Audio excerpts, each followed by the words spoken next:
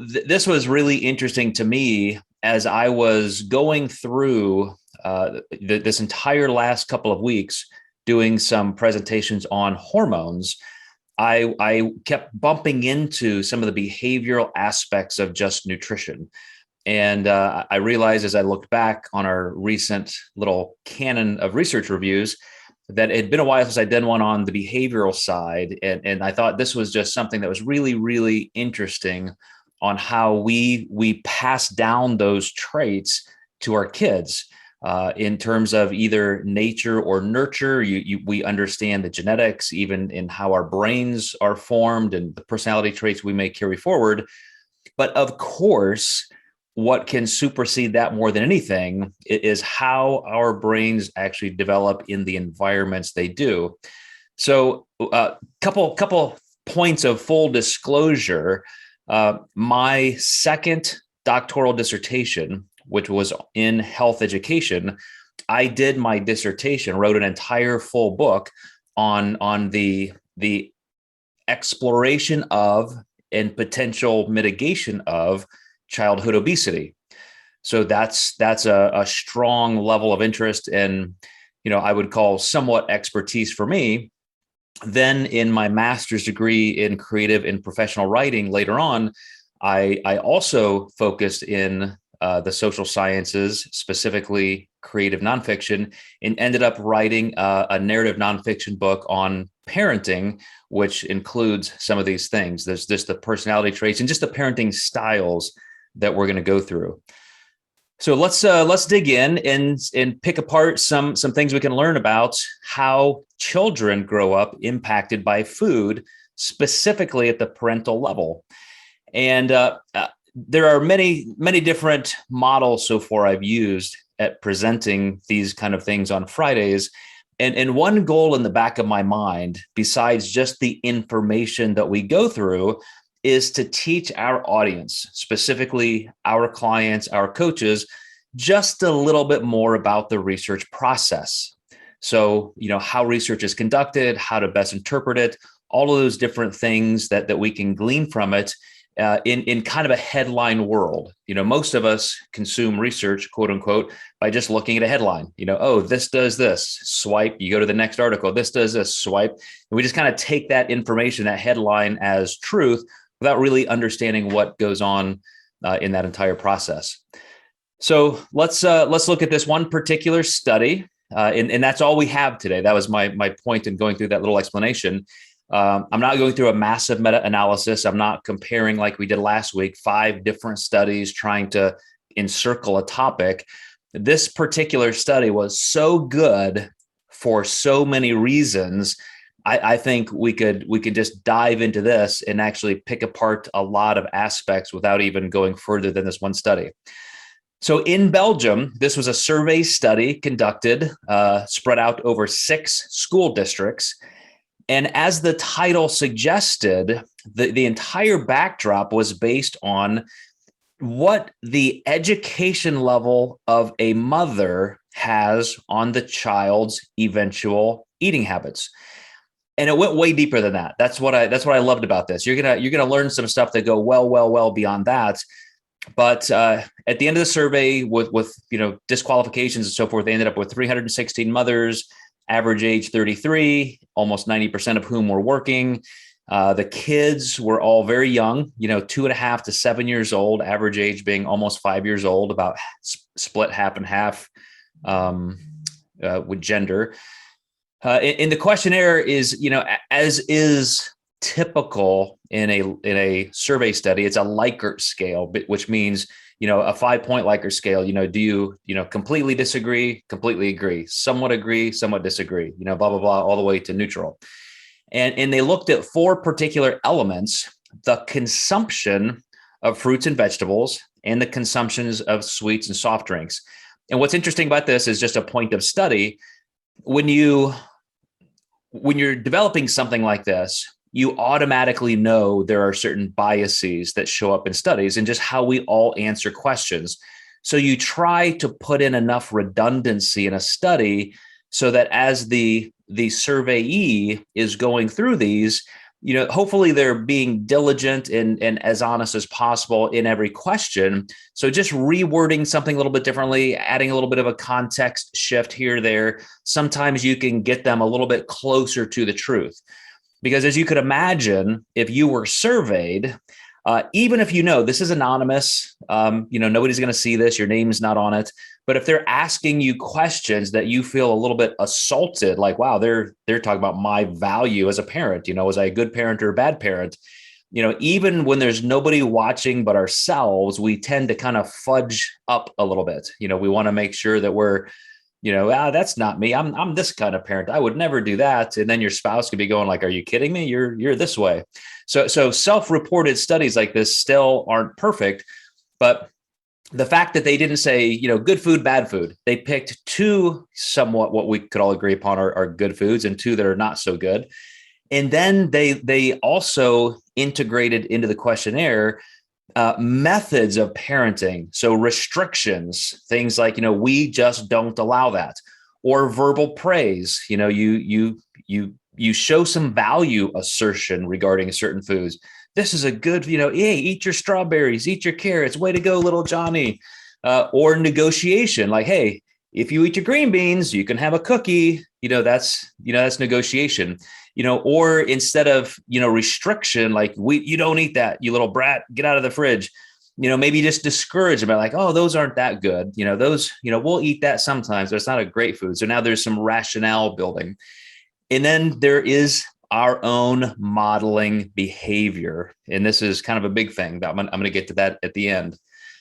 But all of that, and they wanted to say, okay, how do we do that as parents per a parent's education level? And here's what's interesting. I asked my youngest child, who's majoring in psychology in college, I asked this question I right off the bat. I said, do you think, because they broke this up, let me see if it's on the next slide. It's on, actually, it's the next one after this.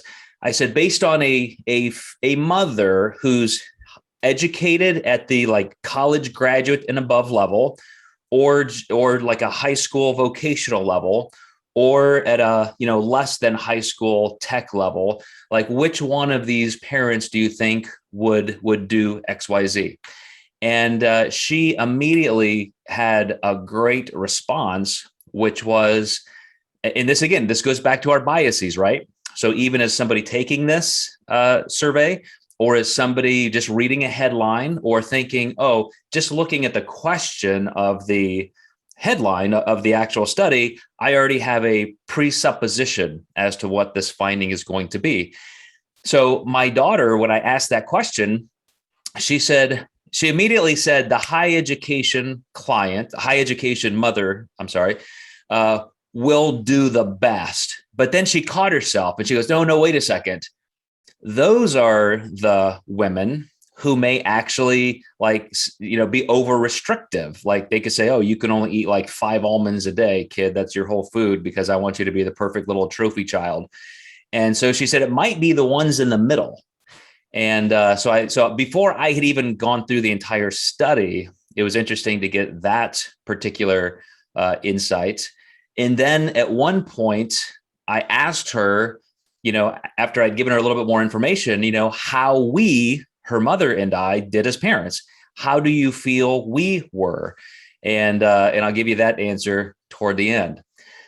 But here is just a backdrop. You guys have probably already read this as I was rambling on. But for young children, the most influential aspect of the immediate social environment is the family. So I think we can all agree upon that. I don't think that's a particularly charged issue. But there have already been a lot of research studies done. I mean, unbelievable amounts on this particular topic. And this was a particular study that I liked the way they brought up a lot of those past research. This was not a meta-analysis where they were comparing and doing a literature review on everything that's ever been studied about this. Yet in the course of their own narrative of their study, they did cite it just a bevy of good studies.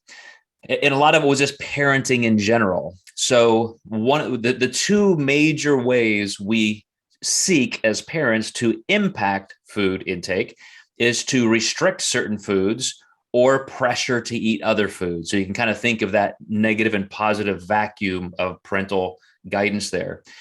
And then one researcher pointed out that of the 4 parenting styles, when we're dealing with food, even though it could exist, we typically leave out the negligent parent. The negligent parent is just as advertised. That person just doesn't, just actually does leave the child in a perilous situation without any guidance or support.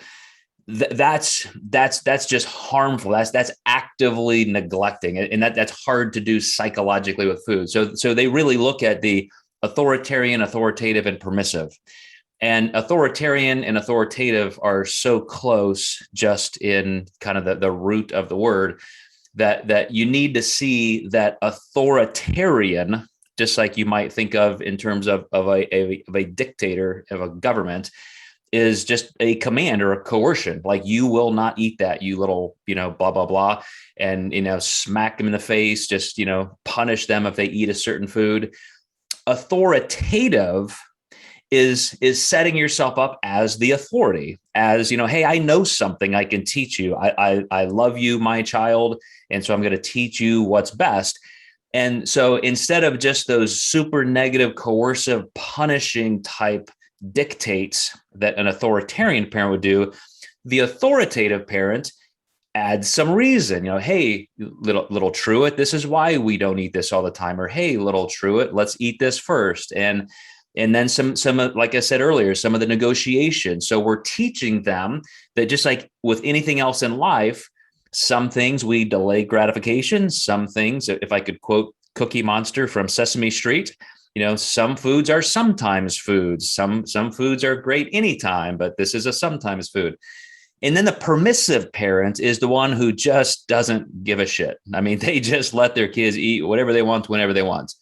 And I certainly kind of grew up in that childhood, where it was just like a free for all. 5 kids in the family, very low budget, pretty strong levels of poverty. So it's just whatever you could get, you got. And it was always just cheap stuff, Lucky Charms, Kool-Aid, bologna, anything like that. So just as long as you weren't starving to death, that was a good day in our house. But for the parents who, but that permissiveness can also be much more a personality trait. It can just be the parent who just doesn't care, that just wants their kid to be happy. Yeah, whatever makes you happy. Go to the fridge, eat as many cookies as you want, that kind of thing. So that's kind of the backdrop here. Think of those pressures. We're gonna try and influence our kids to eat certain things and not eat certain things. And then we're typically all going to have some pretty strong affinity for one of those parenting types as it relates to food. So I was going to read some of these questions just so you get an idea from that research context, what the survey takers would be asking. So questions like this: if my child asks for sweets or biscuits, kind of almost like a croissant or donut type thing in Europe, I will give it to him or her. If my child asks for soft drinks, I will give it to him or her. If my child is allowed to take sweets wherever or whenever he or she wants, my child, so those are kind of the ones. Obviously, those are questions are related toward permissiveness. So out of a huge study, I'm not sure, if there was 200 questions or something like that, but they would re-ask questions like that in several ways. So here's the one that kind of gets toward the authoritarian parent. My child has to finish his or her plate.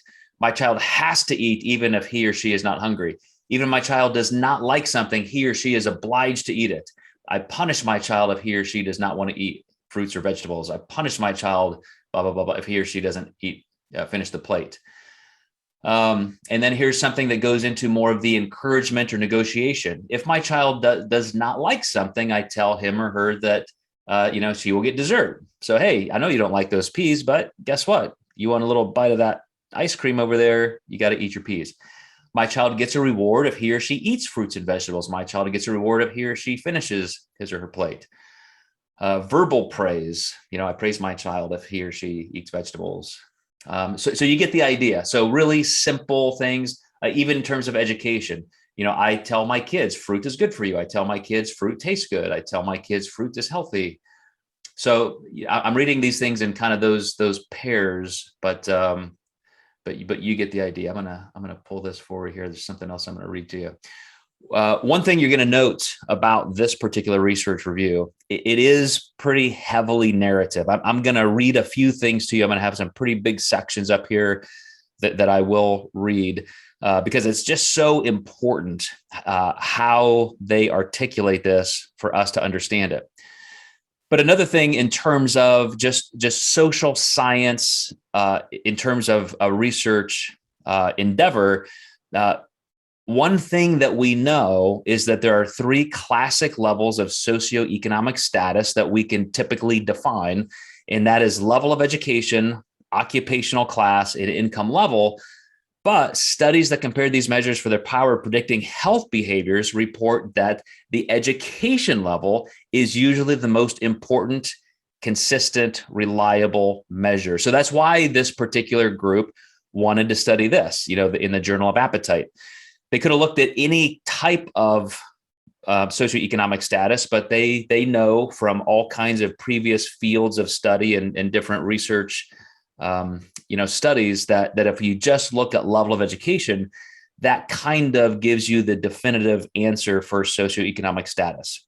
We could compare stockbrokers to teachers, or we could compare this to this, but just as a blanket, education level is a good dividing line.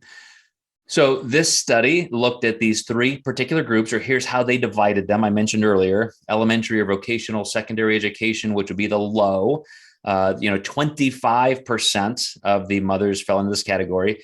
Technical or general secondary, past high school, there were about 30%. And then somebody in our equivalent who had gone, to get a bachelor's degree or higher was about 43%. And as I said, that's a line from the last one. So here are some of the results, and this just keeps getting deeper and deeper in terms of what they were looking at. But just right across the board, when they looked at answering that first question, the high education mothers tended to be less permissive, so they wanted their child to do better. They gave some rules, and some of them may have been authoritative, some of them may have been authoritarian, but they did offer higher levels of praise. They abstained themselves more often from sweets. So these were people who probably had a little bit more knowledge about health and nutrition, and perhaps in terms of socioeconomic status, they simply had the privilege of having more time to worry about it. If you're working 3-4 jobs to raise your family and feed your kids, you don't have time to decide if you want to go to Pilates or yoga today, or if you're going to go read the latest Oprah magazine and get the best nutrition tips. So, as I said, with my upbringing, that was certainly the case. And so I would even make the statement that my mother, who is extremely forward thinking and liberal, she really did care to educate us in all of those ways, but it just didn't have the resource to provide the best food. But then here's where my daughter was correct, in that the middle education level group kind of comes up, and they were as high as the high education mothers in terms of negotiation. So instead of being completely permissive or authoritative, they're the ones saying, hey, I have some resolve in this. I have a say. I want the best for my kids, and therefore, I'm going to do some teaching and some negotiating. So now I'm going to read just a little bit here, some of the actual studies. Let me make sure I have the right one. So this is a result. If you were reading this research study on your own, you would see something like this in the narrative, that here is the researchers' interpretation of some of these results. But when you get down into some of the tables, some of the graphs, and they're showing you the standard deviations and the actual numerical statistical comparisons, there are a lot of things that you can pick out that you might not just see in the headlines, such as this. In terms of permissiveness, if we compare the low education, I'm just going to start calling them low, middle, and high. The low education group was actually the most permissive. And so, as I kind of alluded to in terms of my upbringing, they just don't really have the time. Maybe they don't even have the information or education. But then in pressuring them, like you must do this, it was almost even across the board. So that's where parents are kind of exerting their own will. But the high education parents were actually the lowest, meaning the best in that. And the middle and the low were about the same. Giving them material reward, such as, so this is an important part that was mentioned in some of the criteria, but it kind of jumped out as a growing important part that I don't think they anticipated. So a material reward, using food as a reward. If you get an A on your report card, we'll go get ice cream. If you go clean up your room, I'll give you a cookie. That is where the low income or the low education mothers were the highest in doing that and rewarding, and then the middle, and then the high. So again, the higher education mothers, I think either intuitively or because they had this knowledge, they're thinking, hey, maybe that's not a good idea. Maybe if you start incorporating dopamine and oxytocin and serotonin, these neurochemicals that make you feel good and make you seek these things, maybe conflating sugar and high calorie, high fat foods with feeling good and self-soothing, maybe that's not the best thing to do. Obviously, it's not. And like I said, we'll talk about that a little bit more. Verbal praise, again, the high education mothers were best in that, which is good reinforcement. Just literally saying "great job." I don't know if any of you guys follow me on Facebook, but I post a fair amount of photos for my grandson. We have one grandchild. He actually turned 1 year old today. But just a couple of weeks ago, when he was starting to really walk on his own, he was, my son took a video of him in the living room, and he was standing, at the chair, and he was standing by himself. And so everybody in the room was like, yay, True, yay, True. And all of a sudden, True, it perks up and he starts clapping for himself and starts laughing. Then he walks across the living room, catches himself on the coffee table. So now this is one of his first big traverses of movement. And everybody in the room is like, yay, True, yay, True. And then he beams and he starts clapping for himself and laughing. And then he just kept doing that. He was so excited for that verbal praise and just the affirmation that he was doing something good that he wanted to keep doing it. I mean, who wouldn't, right? I mean, we all love that affirmation and feeling of being accepted. But parents often make the mistake of using those rewards not just verbally or through some other way, but through food. And this is something that if you guys take this away, and who doesn't like we love food. We love the taste of food. There's so much to enjoy there. But keep in mind that a child's brain is still developing all the way through their mid-20s. And it's not just that you're creating a knowledge bank in these little empty brains. You're literally forming how they work. You're making neurochemical connections that will be there for life. So if every time if your child falls down, they scrape their knee, they're crying, oh, little Susie, you're okay. Let's go get a popsicle. If every time you self-soothe or reward or punish by food, you're ingraining that shit for life. And so even though it feels good to do that, and we love to reward our kids with things that taste good, and even if we do value those as a quote sometimes food, we have to be careful that we're not approaching it in a way that squishes those things together. Remember the neurological phrase, what fires together wires together. If it's food, pain, or food, pleasure, food, pleasure, that's going to be the way their brain works the rest of their lives. They're always going to stress, when they feel stressed, boom, I need food. I feel sad, boom, I need food. That's on us as parents. We create that. That's not born in a person.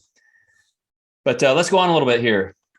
Encouraging and discouraging things like fruits and vegetables. Again, pretty across the board, but this is where the middle of the road education level parents actually do best. So this is where my budding little psychologist daughter was right at 19 years old. She said, I don't know, some of those elitist, dicky, parents, they may be too strict. And so, in just terms of encouraging and discouraging, the middle education parents had it closer to being right, because some of the higher education people may just be a little bit too strict and too staunch in their thoughts. Here's an interesting one: restraining from negative modeling. That's where the higher education parents are. Restraining from negative modeling. You can take this two different ways. And this is what I want to talk about. This one and the mother's sweets consumption and the mother's soft drink consumption. This is where the middle group, again, I think, had it closer to being right. But the number one thing, and this is another critical point that I'm going to kind of just let out right now, even before we get into some of this narrative, is that in just another study, I'm not gonna go into this too deeply here. It wasn't covered in a study, but in other studies, this is very important from a parallel perspective. The most important thing to understand, if you want to guard your kids against disordered eating, it's not even what we tell them, and it's sometimes not even what they see us doing, which you're going to see next. It's what they hear come out of our mouths. So I dated a girl in high school that she would go home from school and her mother would have cut out little articles like how to lose weight and have them on her bed or her dresser. How devastating. Your own parents, when you're 15, 16, 17 years old, saying directly, you're not good enough. Here's some information on how you can lose weight and look better, because as your mother, this is important to me, how you look. Just crushing. But guess what? Besides something as ridiculous as that, the number one way to cause an eating disorder within a child is for the mother to criticize herself. So when a mother sits down at the dinner table and says, oh, I can't eat that, I'm too fat. Or when the mother stands in front of the mirror and grabs her stomach and says, oh my gosh, look at this fat, I'm so disgusting. When the kids hear that, you're giving your kid an eating disorder. Like that is the number one path toward that. So all the things that we're talking about here, I think there's a lot to learn, but that is an important one that was not included in the study. So let me read some of this. I said it would be a little bit heavy in narrative, but a Spearman correlation is just a statistical analysis way. It's one of the ways that statisticians look at correlates. So can we say this really had something to do with that? And we've talked in the past, we've explained like what a p-value is, a confidence score. You want to get something down to like 0.5% so that you can say that with 5%. So with a 95% assurance, we can say that this caused that, or this is associated with that. But in this particular correlation between the children's own consumption and their mother's consumption, that it was substantial. Permissiveness was significantly positively correlated with children's soft drink and sweet consumption, and negatively correlated with their vegetable consumption. So the permissive parent, when you just say, maybe you're a latchkey kid, and so you come home and parents aren't even there, you can just eat whatever you want, whenever you want, left to their own devices and without any kind of authoritative guidance, kids are just going to eat a lot of sweet stuff, and they're not going to eat very many fruits and vegetables. Now, using pressure to eat healthy food was positively correlated with the consumption of vegetables, which again, I mean, using pressure, that doesn't mean coercion. That just means saying, hey, we are a family that tries to eat 1 or 2 servings of vegetables a day. When you eat your vegetables, then you can have a snack later, just even for the logical and rationale of it, that's part of using that positive pressure. Using food as a reward was also positively correlated with the consumption of food. So this is what I said earlier. If we use reward or use sweet foods as a reward, then that's going to positively increase the consumption of sweets. Now kids are going to eat more of them because now they're starting to associate that with reward. Praising kids verbally for their consumption of fruits and vegetables were positively correlated with fruit and vegetable consumption.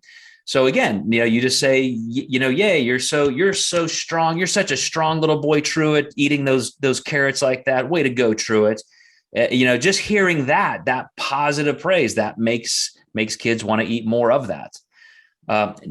Negotiation about tasting an amount was positively correlated with consumption of vegetables. So again, nothing wrong with saying, hey, we eat this first, and then when you eat your vegetables, you get this. It's something that we did as parents all the time. Of course, we had tons of cookies and sweet foods. It's like anything in the world you could eat. It was in our house, but our kids just knew there were contexts, that would dictate when we'd eat those. We even until all of our kids were well into the high school years and beyond, we always had Friday night ice cream night. Like that was a fun thing. As a family, we would all watch a movie or do something, play games, and we would have ice cream, and it would be fun. Like we got to, we'd let the kids pick out what kind of ice cream they want. Maybe we're gonna have ice cream Sundays or this. When I was a kid, like every night was ice cream night. When Dad got home, my dad, who had a pacemaker implanted at 59 years old, I mean, imagine being just 7 years older, 6.5, 7 years older than I am now. And my dad's already got a pacemaker and was dead 5 years later of heart disease. Like he was a guy who would come home and eat a huge meal and then bring to the couch an ice cream sundae with Hershey's syrup and whipped cream, this big. And how do you say no to your kids when you're doing that every day? So I grew up as a very overweight, chubby little kid because, talk about permissive, just eat whatever you want. And then that particular role modeling and even encouragement. So catering to on the demand of the children correlated negatively with vegetable consumption and positive with consumption. Again, permissiveness, parental restraining from negative modeling behavior, no consumption. So the parents saying, I don't eat that ever in the presence of my kids, were actually correlated positively with the consumption of fruits and vegetables and negatively with soft drinks. So again, kind of like in our household, if you looked at my wife and me, as you guys know from hearing me talk every single day, of course I eat some foods that are a little bit indulgent or decadent. But because of my health values and because of my maybe athletic goals, it's a pretty small portion. And again, by context. So when the kids see that, when they see that role modeling, that just kind of becomes their norm. So as they say, it's not what we say, it's what we do. So the first outcome variables were dichotomized. Okay, now I don't want to read you guys all that. Okay. High and middle education children were more likely to consume vegetables regularly than low, and high education children were less likely to be daily soft drink consumers. No significant differences were found for daily fruit consumption, though comparing pupils who consume fruit 5 or more days a week. What was I really wanting to show you? No significant differences were found for sweets. Significant education differences in the first model were there's nothing maybe that I wanted. I think I kind of went over most of that. Let me skip to this. So now I want to get into parenting practice. I want to go ahead a little bit because those are outcomes. So the parenting practices. Again, I already said this, but it's worth reading their own words. In our study, maternal consumption was the only significant predictor for all 4 outcome variables. Okay, that's why I was reading that other part prior. They were breaking down all of the different variables and they were saying, okay, this is correlated to this, this is this, this is this. We think we can make this correlation, maybe not this.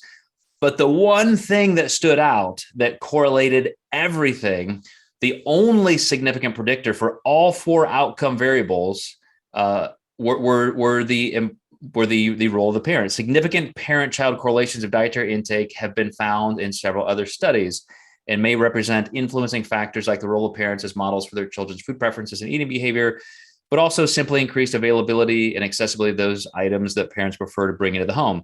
So exactly what I said about, my dad and his ice cream habit versus our parenting style and our ice cream habit. So one cheesy little example there, but it kind of tells the whole tale. What you do is going to be what your kids do. No matter all of the things that we say, and they were all important, all those things that we covered, if you're authoritative or authoritarian or permissive, whether you reward or do this or that or encourage or negotiate, all of those things had some impact. But the one thing that trumped it all was simply what you did. So the way you model your behavior wipes away everything else, or at least it is the biggest correlation. So the positive association between using food as a reward and sweet consumption was in line with the literature. Using food as reward tends to increase preference for the reward foods. It may, of course, also mean that sweets are simply more often offered to the children. We expected that verbal praise after the child's consumption of the healthy items, a form of positive reinforcement, would have a positive effect on the consumption of those items. Verbal praise did indeed seem to have an effect, especially the consumption of vegetables seemed to be enhanced. So I think we talked about that enough throughout. So here's the main conclusion, and then we'll open up for a little discussion. Mother's intake in particularly seemed to be a powerful influence on developing healthy eating habits of young children. Therefore, we concur with blah, blah, blah, that it is important to teach the parents strategies for becoming better role models, both for their own children and their children's benefit. I just used to love, we don't see it anymore, but some of the PSAs that would be on TV when everybody in the world only had like 3 TV channels, and you would have these after school PSAs, and, different organizations took an active role in saying, hey, seatbelts are good for you. You should put your child in a seatbelt. Those kind of things. We miss that messaging now, that directness, but educating parents, especially as we're talking about low education parents who just may not have the time or encounter this kind of information, a little bit goes a long way. Furthermore, the development of skills to impose restrictions on the consumption of unhealthy foods and to restrict pressures from kids, as well as the development of skills to reinforce positive behavior, may encourage healthier eating habits and may help to reduce existing differences in food consumption of kids with different social backgrounds. I got to say, I'm going to stop the share here. I have done a fair amount of volunteering in different organizations, doing different things. And sometimes it's just easy to forget that not everybody in the world is like us. Not everybody has access to the same information like us. And one of my friends in our community for about 10 years was the director of a downtown organization called Impact. And it was downtown. It was, matter of fact, it was in the part of downtown that the greatest levels of poverty were, and everything from just having after school tutoring for kids to job training for adults to helping unemployed people, learn how to even write a resume, even just, with literacy, things like that. The things that we get so busy in our lives taking for granted, you just forget that those needs are there, and how a little bit of information like this could go a long way. So imagine those low education, low information parents, because again, when I was doing my dissertation on childhood obesity, I isolated, I think it was either 10 or 12 things that were driving childhood obesity. And a huge part of it did come right back down to the family. Yes, the McDonald's dollar menu is a factor. Yes, the fact that 84% of every ad directed towards kids on cartoons is a sugary food related ad. Yes, food deserts are a problem in impoverished communities. all of these things down the line, they all have an impact. But just the information and the confidence by which we can give other parents to help raise their kids in the right way. Like, some of them literally don't know some of these things. It can have a massive, massive impact on their kids. But I would love to see what you guys think. Keep in mind that with all of these different variables we looked at, it came down to the fact that if you reward your child all the time consistently, almost in a bribery kind of way or a soothing way with the foods, sweet foods, pretty bad. Being too permissive, you're just going to let your child become very unhealthy, like was it in the case of me. If you're too aggressively autocratic, then you're just going to make your child rebel. So there are all kinds of little behaviors we can do that are both good and bad. But man, just being that parent that models the right things, that does tend to sand the rough edges off of every other particular variable. So I am excited to hear what you guys think. How did your parents mess you up? And what do you maybe regret as a parent now looking back that you could have done a little bit better? Jump on in there, Dan. First thing I got to say is that was an awesome presentation. Thanks. When I first met my wife, she just came back from living off the earth in Hawaii. So eating is about as natural as you can get. And she said, when we have kids, they're only getting fruits for snacks. They're not getting any sugaries. They're not getting this, not getting that. They're getting fruit, things from Mother Earth. And then preschool hit, and elementary school hit, and careers hit, and next thing you know, the snacks just kind of creeped into the behaviors.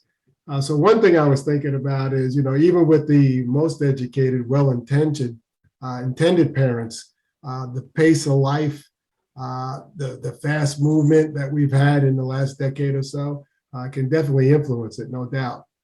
But I have a question. You talked about what is fired turns out to be wired, and that the children's brains keep on developing until the mid-20s. I'm wondering when do you think that this stuff is cemented, and and then it's too late to change it? When do these habits actually get hardwired into a child's brain or a young adult's brain? There's a lot of nuance. So that's a great question, Dan. But there's a lot of consensus around kind of a bell curve. So for example, we know that child's personalities are definitely a strong part, like just organically what they're born with in terms of an aptitude. So when I was born, I was a high charging, high testosterone, high active kind of kid. That's never changed from in utero till now. So that's going to always dictate how I interact with certain stimuli. And so then what we realize is by the time kids are about 6 or 7 years old, all of those initial synapses are formed. And so it's like, literally by the time a kid is 5 or 6 years old, the environment they've grown up in, what has fired together has wired together. But then nurture does take over, which is, okay, now we can still use our will. We can still learn things and change behaviors, but you're still always fighting against potentially your own personality traits and potentially the environment that, kind of created your brain with your parenting, the parenting you received. And so for example, that permissiveness that I had, you could eat anything you want whenever you want, right? I still struggle with that. Like even if I say, well, I'm on a diet, or this is a great food for me, I should eat more of this, should eat less of that. It's a fight, it's a struggle. Whereas Corey, our health psychologist in our company, had a mother who was a little bit more like you described your wife, which is like, I think Corey said, like, I didn't even know what candy was until I was like 10 years old or something like that. And now Corey's taste, like, she's like, no, I would just rather eat a salad. Like I don't even have a taste for that. I don't even want it.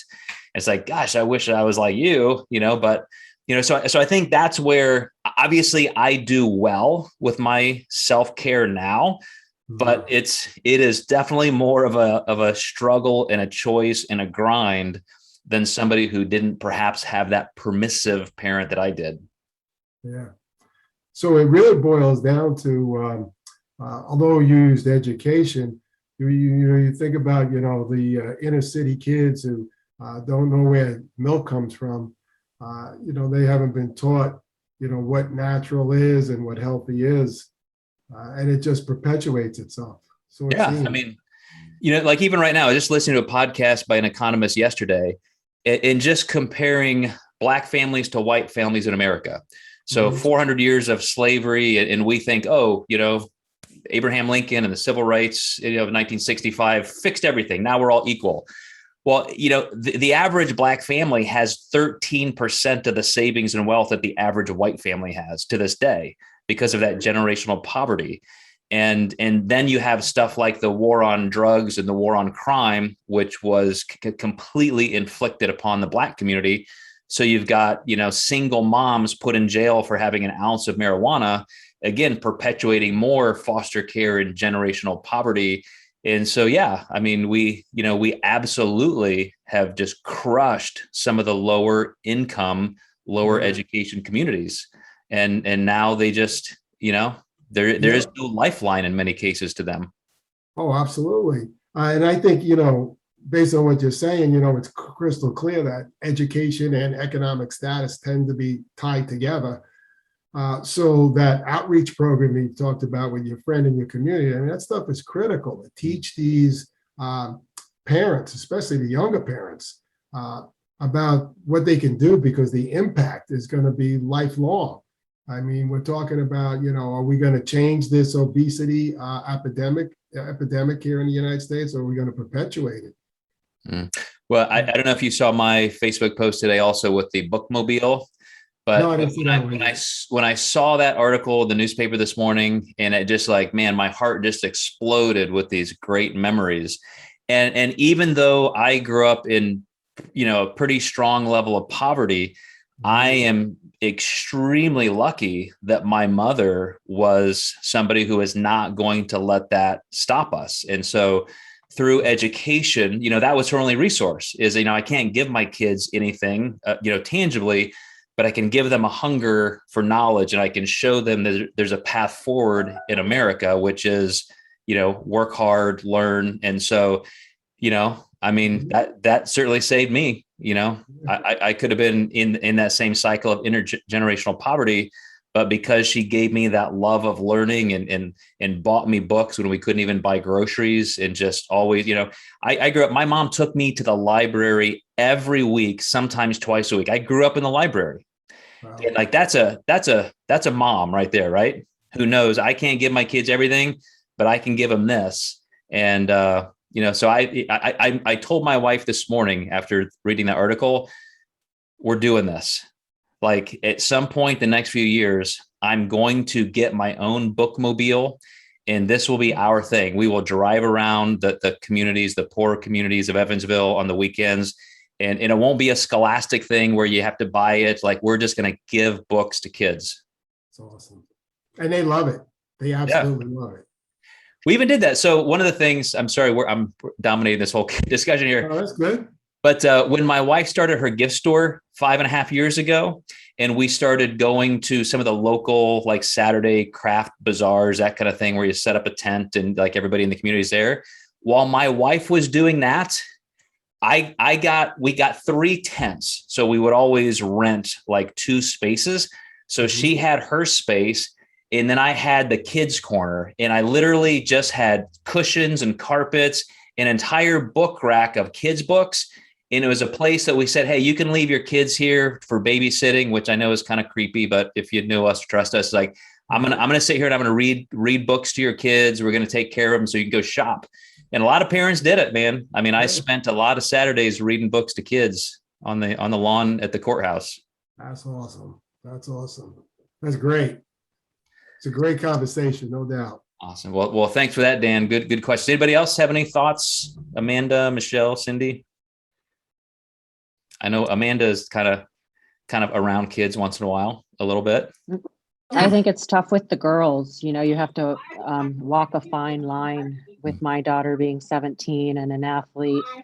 I'm grateful that things have changed. When I was her age, my muscular soccer legs were not the ideal, you know, with all the Cindy Crawford supermodel, Heidi Klum type. And now she's in a generation of girls that all summer they're, I forget how she says it, but she wants to put weight and muscle on. She's in beast mode, as she calls it.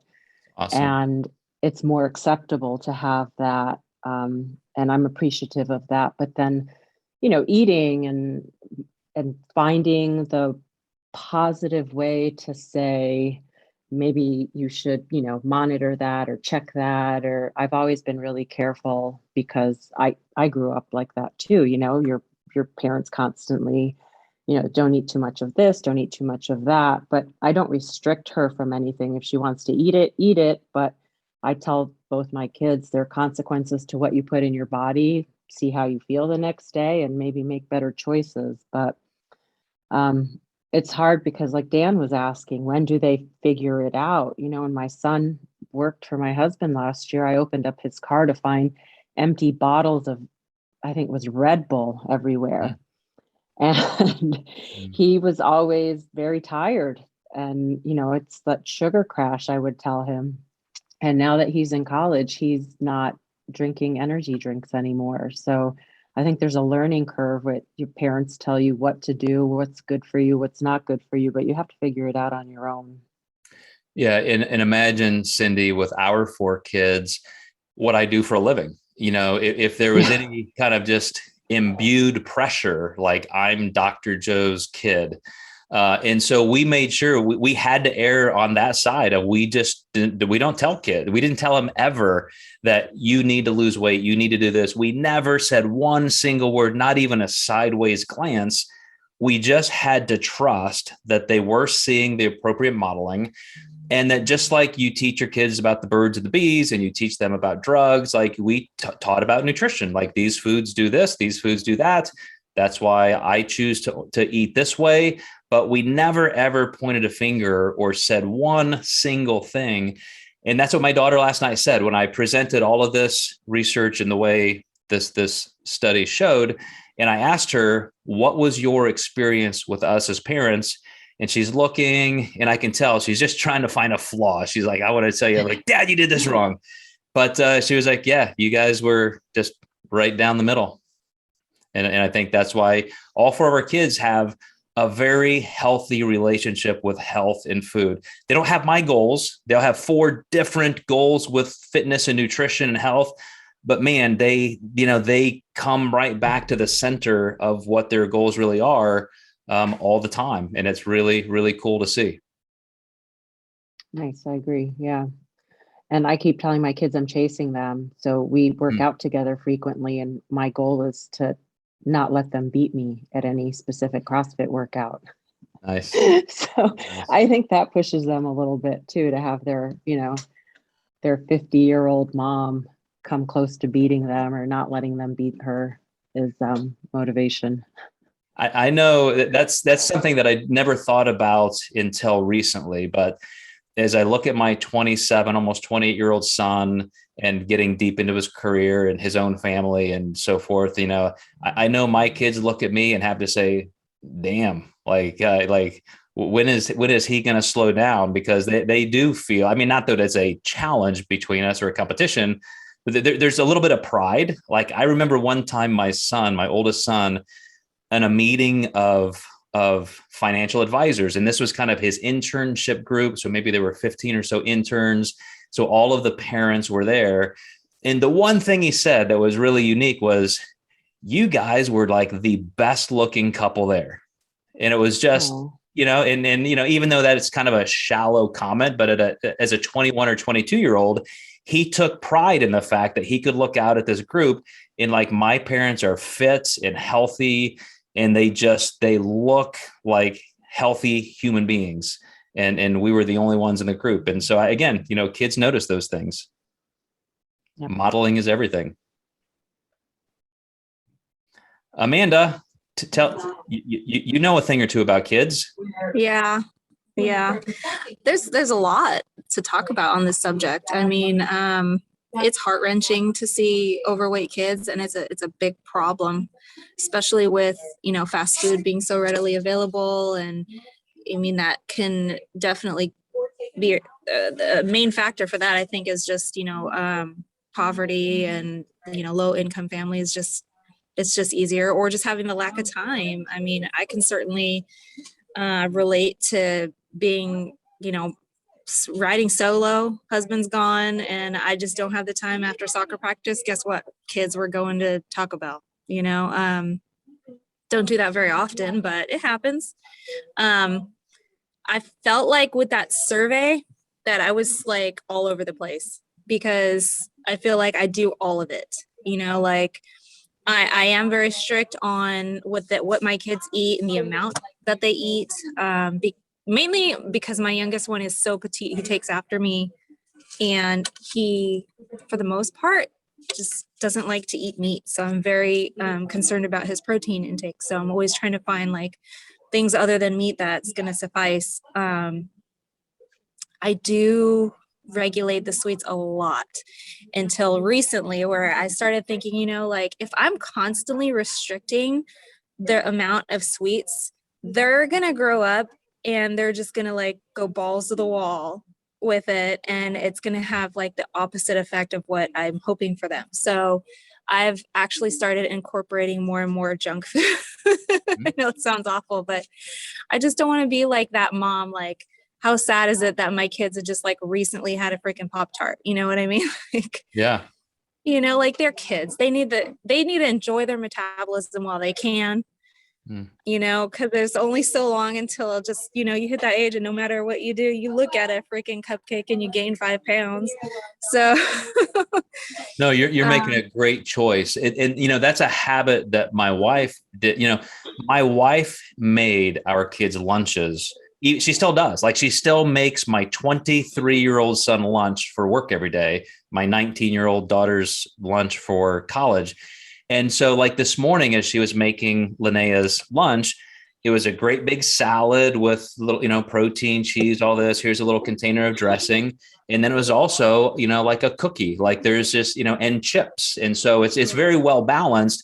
And, my kids get to decide what to eat. That, my wife didn't give a whole sleeve of Chips Ahoy, but it's like you said, it's like keep them around it, model it, teach objectively why these foods aren't the healthiest, why you want to eat more of these. And, they'll figure it out. They'll watch you and they'll trust the example.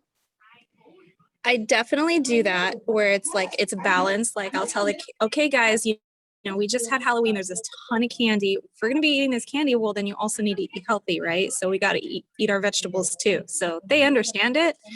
What I'm mainly like wondering is how me modeling, because I eat completely different than the rest of my family. I just wonder what kind of outcome or effect will have on my kids. Because there was like, oh, well, mom can't eat that, or mom can't eat this. And it's like, well, I can't, I don't really ever correct them, but I think to myself, well, like I can, I just don't, I choose not to, you know what I mean? And those things, while they're good, it's just, I know that it's not worth it to me. I think so. So Jesse Casas, one of our coaches, I think gave a great example during this last contest prep he did, because you're right. It's all how you message that. So if you say, oh, I wish I could eat that. Oh, mommy's starving. Wow, I feel like ass. I mean, this is awful. Like, you're going to be teaching your kids all of this emotional turmoil around food. But if you like if you remember Jesse making a couple posts and a couple comments on these calls where he's like, my kids are rooting for me. Like, oh, dad, let me help you make your chicken breast salad. Or, oh, dad, you'll get to, you're working really hard. I know you'll get to eat a cookie when you're done. And like, he included them in the fact that this was his choice.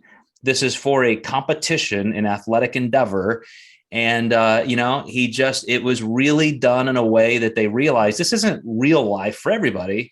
My dad's a professional athlete. They're seeing him moved from boxing to bodybuilding, and now he's a coach. So I think it's all how you choose to make them feel around you and the sport. Especially just not making negative comments about your body, you know? So I actually have had my oldest son at my competitions with me, and he's in the crowd, like, whatever my number, go 41, or, you know, whatever. Like, so he understands. And my youngest one, he understands too. I don't think he can sit through a whole competition. So he has never gone to one. But yes, definitely. I agree with that. I mean, they understand why, but I think that it's very important to just make sure you are 100% communicating. But, you know, on the other side, if you think about it, like when you said that you grew up with a low income family and you were on the opposite scale, but look at where you are now. So it's kind of like that modeling wasn't there, but you took what you didn't like, or maybe you didn't like that fact and you were like, I'm going to change it.